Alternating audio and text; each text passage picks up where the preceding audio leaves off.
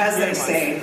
Well, listen, first off, as much as you've heard from elected officials tonight, the founding fathers of this country believed the most important position in America was that of citizen. It was people like you, people like Mary, and people like Marty, who do it not for the glory, not because their name's going to be up in lights. They do it because they believe in this democracy. And they know they have an obligation, a sacred obligation, to actually live and work and fight for a democracy. We are at a point today in America where if we don't stand up, if we're not counted, if we're not doing everything that we can do every day, we are failing our children and our grandchildren and the next generation of Americans. We are failing if we don't spend every moment. People ask me all the time, what are you doing, Senator Heitkamp, now that you left, resting on your laurels? And it depends on who asks me, right? So I'll give them a rendition of all the things I'm doing. But mainly what I will tell you I'm doing is I wake up every morning and say, what more must and can I do to change the political climate in this country? When are we going to get rid of the toxic culture that came to us in 2016? When are we going to change things? And so I'm going to talk a little bit about today and inspirations we heard today. What does that look like? Well, I don't know how many of you actually saw a man from Ethiopia today ran the marathon in under 2 hours. Under 2 hours. And that's an amazing feat. He's not going to get the world record. You know why? Because he ran with his team. Because his team was there to encourage him. His team was with him all along. And this is a solo event, getting this record. And so because he was with the team, he's not going to experience the record. At some point, I think he probably will get the record. But I want to read for you what he said when they asked him about breaking this 2-hour limit. He said, I don't know where the limits are, but I would like to go there. Think about that. I don't know where the limits are. That has always been the history of this enormously grand and great experiment we call America. I don't know what the limits are, but I want to go there. I don't know if we can achieve economic equality, but I want to go there. I don't know whether we can achieve ethnic and racial and religious equality, but I want to go there. I want to be there. It is visioning. It is seeing ourselves in a place where no one dares to dream. I told people, I said, the difference, and maybe it's the West. Maybe it's growing up in the West like all of you, or moving to the West where you came to experience this great thing in Colorado. Think about it. And I said, Washington, D.C. has a culture of failure. I would say, I've got this great idea in the United States Senate. People say, well, tell me about it. And I tell them, and they go, it's really a good idea, but it'll never happen. It's really a good idea, but it'll never happen. Because we have accept failure. And because we've accept failure, we accept Donald Trump. Not us. No. We're fighting back. We're doing everything we can. So in this moment of absolute historic proportions, where someone breaks the 2-hour limit in the marathon and inspires us to reach for and against all the other limits, we have something going on in Washington, D.C. And I want to talk about that. I want to talk about the fact that in Washington, D.C. today, there was something called the Value Voters Summit, where they cheered outrageously for their keynote speaker, Donald Trump.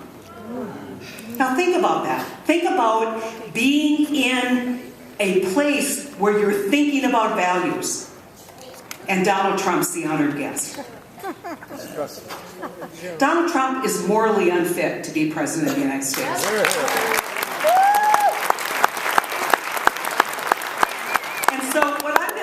I'm going to do, I'm old. Yeah, I'm in my 60s. I'm so old, I remember when they used to grade you on conduct in grade school. How many of you got a conduct grade in grade school? Right? So I thought, maybe it's not fair to hold Donald Trump's conduct to a standard that is, right up there with the Dalai Lama, or maybe with, with Gandhi. I mean, so those are pretty, who's really going to succeed at that level, right? Not Donald Trump for sure, but who really? We don't want to be judged there. I thought we should judge Donald Trump by the conduct report card that I used to get, by the standards that you would get when you're judged in the 4th grade. What do we expect of our 4th graders? Think about this. What do we expect of our 4th graders? Well, let me run through some of those expectations. No lying. We expect our children not to lie. And when they do lie, what do? We say, no. Nope. You don't know. People will think bad of you. Right? Your moral character is the most important asset you have in your life. The ability to relate. So, I don't know why people tolerate his lying. I watched Stephen Moore, who is an she rolls her eyes over it. Well, yeah, we know he's a pretend economist, but at least he was being interviewed by a British journalist, and he had been and is a Trump supporter, and they said, does it bother you that he doesn't tell the truth? And he goes, oh, do you think he tells the truth? And Stephen Moore said, no, doesn't tell the truth. And so their journalist said, so then he's a liar. He goes, well, I wouldn't say that. I don't know, what do you guys call people who don't tell the truth? A liar. The president's a liar. And he's not just a prevaricator, and he's not just an exaggerator. He out and out lies. He lies every day to the American public. Every day, and we don't even get outraged by it anymore. So let's judge him on no bullying. Be nice to your other students. Think about that. I mean, what happens in grade school if you bully someone and you get caught? Yeah, I mean, you get an F in conduct, right? And your mother gets called. And your father gets called. And you're told to stop bullying people. And schools take corrective action. But we have a president every day who bullies people in this country. And it's people, usually he bullies people by punching down, right? It's people that are less than him, or people who threaten him. People who he believes, if he points them out, just like a real class bully, picks on that person that everybody around him wants to pick on. We have a president who's a bully. What else? No bragging. Right? We have a president who's a bragger. I mean, I find this so interesting because I was interviewed recently about, what does rural America want? I said, sometimes I tell you, I don't know. Because when I was growing up, I will tell you who we thought were quality leaders. Quality leaders were men and women who could build teams. And then when it came time to shine the big light, just like Marty and Ann or Mary, they shine the big light, they bowed out and talked about what everybody else does. Because they know, and leaders know, that teams are where we get things done. And so in rural America, you don't brag about how much money you have. You don't brag about how many women you've gone to bed with. You don't brag about these things. You live an ethical life. And you live an honest life. And when you shake someone's hand in rural America, it means something. That's your sacred bond. Your word is your bond. You would never stab a person in the back. You would never do that in rural America. Because your reputation is the only thing you're ever buried with. Once somebody asked someone, how much money did Rockefeller leave behind? And his accountant said, all of it. Right? All of it.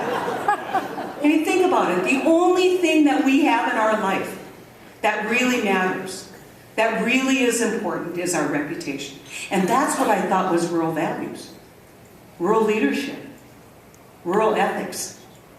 And I am shocked of the tolerance that we have for someone who is the antithesis exactly of what I believe is rural leadership. Somewhere along the line, we've lost our way. Somewhere along the line, I recently saw a farmer being interviewed, and they asked him, how's it going? He said, really bad. Probably won't be farming next year, won't be able to get an operating loan. Supporter of Donald Trump? Yep. Still support him tomorrow? Yeah, I like his style. And I said, they asked me, what did you think about that? I said, well, maybe some people ought to look at substance over style. Maybe this idea that that's the appropriate role model. And with all really honestly due respect to every male in this room, there is a reason why women distrust this man more than men do. Because we raise children. Because we would never tolerate that behavior in a child. We would never tolerate it. That person would get an F in conduct at amateur grade school. So why is he the President of the United States? Because we have let it happen. So turn it around. We, the citizens, we, the people. You can complain about the Electoral College. You can complain about, voter suppression. This shouldn't have even been close. Think about that. It should not have even been close. And so, when people lose football games by 1 point and they want to blame the call of the ref, you know what I say? It shouldn't have been close. It cannot be close in 2020. If we want to change the outcome, it cannot. If we want to change this country, if we want to turn a corner, it cannot be close in 2020. You know what I want? I want to be inspired again by my political leaders. I want to see someone stand at a podium and address the American people in the time of tragedy, or stand next to a baby who has been orphaned and not. Think of the absurdity, and we have become immune to it because it comes at us in rushes and gushes. And today, think of what it says about our leader and consequently about us, that we have left the Kurds on the battlefield. Are we going to tolerate it? Are we going to tolerate it? Oh. And then I want you to think, because I'm big into visioning, I want you to think about what the world can be. I want you to think about finding that limit, or at least getting to a place where you don't know what the limit is. And that is a EPA or a Department of Interior that actually believes in the environment. Think about it. Who believes that we need to do something desperately about climate change, but we need to do it together. Who can lead this country to a public policy that we all know that we as Americans are engaged in that change. And think about an America where we have a Department of Justice or an Attorney General who today, I don't know if you saw this, he's speaking out for traditional values. Maybe he ought to speak out for the Constitution. I think that might just be his job. He is not my pastor. He is not my faith leader. He is there to defend the Constitution of the United States. And he is failing miserably. We need an Attorney General like the one you have, and maybe the one you have, who's going to serve us in Washington, D.C.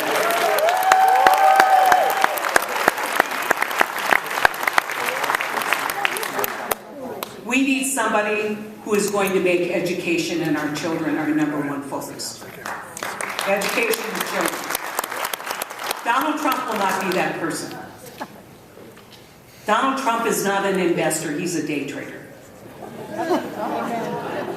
He does not invest. Yeah, he's a trader, all right. Very good. He does not invest in the American dream. He invests in American division and divisiveness. He preys on the ugliest part of our country. And so I want you to think, when you think you don't have another dollar to give, and you think you don't have another hour to give in volunteering, I want you to think about all those people who marched with the tiki torches in Charlottesville. I want you to think about them. I want you to think about what that says about us if we do not do everything that we can to change the vision of what's happening in America. I want you to think about what it means when we don't have people who every day get up and think about how they're going to divide this country, and they're sitting in the Oval Office. People like Stephen Miller. How the hell did he get there? He's Jeff Sessions' guy, you know. This started with Sessions. So don't feel too bad for Sessions that he got the boot. He kept Miller and booted Sessions. So Stephen Miller, whose whole idea is to somehow divide this country on racial and ethnic lines, sits at the right hand of the president. His apostle. Think about that. Think about all the people this president has surrounded himself with. And all the good people. All the really good people who have been corrupted. Corrupted because they're weak morally. Because they can't stand up to him. Because they're too afraid of their own livelihoods. They're too afraid of what it might cost them. And the whole while they're betting their soul. People like Cory Gardner. People like Cory Gardner who bet their soul every day. Think about that. He knows better. Ladies and gentlemen, he knows better. Every thinking American knows better. They all know better. But why? Why? Why don't they have the courage of Barry Goldwater? Why don't they have the conviction of so many great Americans who have challenged power, who have stood up for the Constitution, who have believed that their role as citizen and is even more responsible when you sit in the United States Senate? Think about it. Think about where we are. And then think about your moral obligation, your duty. History is going to judge us at this point in time. We will be judged on whether we let this happen. Whether we let this group of thugs who are currently occupying the White House, whether we let them define the American dream, which is white, which is rich, and which is privileged. At no greater time in our history have we had more income disparity, wealth disparity. It's getting even worse than it was in the 1920s. But yet we look at that and we say, isn't it great those guys won? Think about that. At no greater time do we have children struggling in schools. More children in foster care than ever before because of the opioid and addiction crisis. Higher rates of suicide, depression, people not affording their prescription drugs. And yet we go, isn't the economy great? Well, it might be great for some of you, but for a lot of people in America, not so great. We have an obligation. Those of us who are privileged. Those of us who had parents like I had parents. My mom was a school cook, and my dad was a seasonal construction. I was born in a town of 90 people. True, my family was 1/10 the population. And when I was born, my mother had 4 kids, and the oldest was 2, and there were no twins. Yes, we're Catholic. Wow. And I want you to think about what this country gave me. Because I think all of you think about that every day too. What are the benefits that you've had? When people say, I did it on my own, bullshit. In the famous words of the president, bullshit. You didn't do it on your own. You did it with a lot of help. You did it because we built roads, and we built education systems, and we created the rule of law so that you could build your business, and when somebody defrauded you, could take them to court. And you had streets to drive on and places for your kids to go to school. And all of that was provided by we the people. And so we the people gave me the chance. They gave me a college education because back then, states actually invested in higher education. Everybody's talking about how much it costs. That's because states have abandoned higher education. They have not made the investments that they made when, my husband literally went to medical school on $2,000 a year. It's because North Dakota invested in medical school.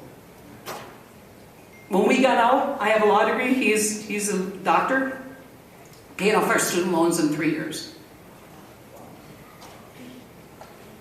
Yeah.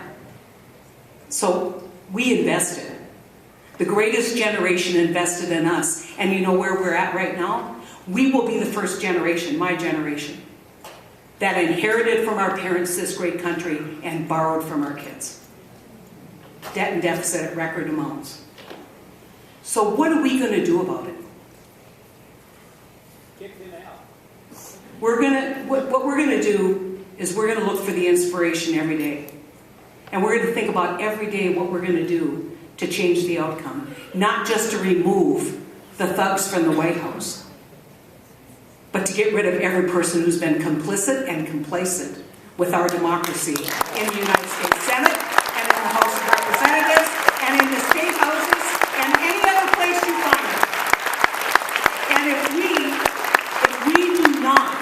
we do not win overwhelmingly, this country will remain ungovernable and divided.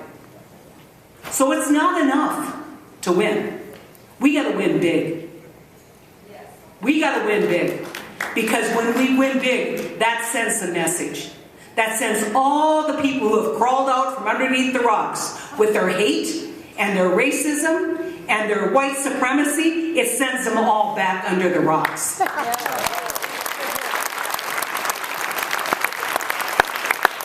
so I want to just tell you that I don't have a lot of hope we're going to turn North Dakota even pink. We're working on it. I'm working on trying to make sure that rural America isn't left behind and that the Democratic Party realizes we have an obligation to rural America. We have left them behind. We haven't spoken to them. And rural America better not give all their political power to the Republican Party because they'll be taken advantage of. So let's talk about every space that you have, whether it is in your occupation, whether it's your church, wherever it is. What are you going to do tomorrow to preserve our democracy? Because when Ben Franklin was asked, what is it, Mr. Franklin? Do we have a monarchy or a republic? What did he say? Famously, he said, a republic, if you can keep it. And so you, as the citizens of the United States of America, and citizens of Denver, and citizens of Colorado, are the most important people in this room. Because without your effort, we will not win, and we will not win big. Let's win for the American future that we know we can have. Let's do, in the famous words of an Ethiopian. Think about this. We have a man today who ran the marathon in under 2 hours. Something no one thought was possible.